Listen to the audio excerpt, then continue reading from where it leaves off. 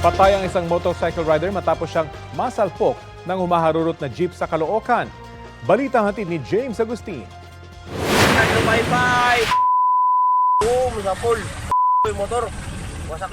Biglang nag-counterflow ang isang humaharurot at pagewang-gewang na jeep sa FS Samano Road sa Camarin, Caloocan City nung Sabado.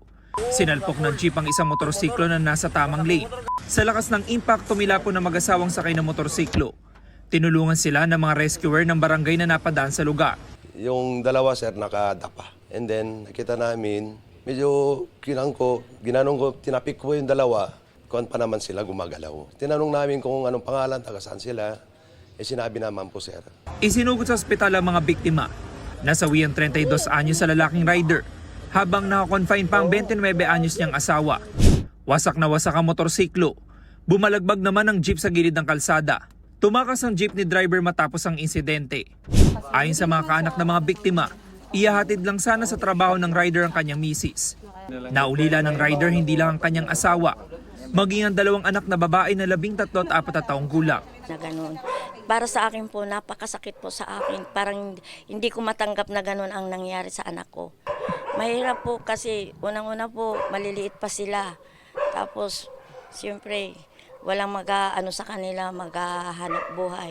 Dahil dyan sa sa nangyari po dyan. Ang babaeng biktima nananatili sa ospital at kailangan sumailalim sa 2 pang operasyon. Kailangan pa niyang operahan sa may left arm niya, tapos yung sa may balakang kasi bali din.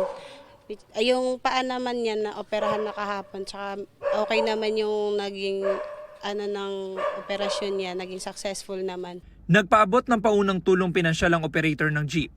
Ayon sa Caloocan Police, tukoy na nila ang pagkakakilanlan ng tumakas sa jeepney driver na maharap sa reklamong reckless imprudence, resulting in homicide, serious physical injuries, and damage to properties. Sana po magpakita na po siya kasi hindi namin alam kung saan namin kukunin yung mga financial kasi napakalaki ang gastusin. Sana sumurrender na siya para mabigyan naman ng hustisya yung pagkamatay ng asawa ng hipag ko.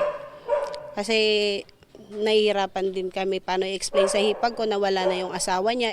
James Agustin, nagbabalita para sa GMA Integrated News.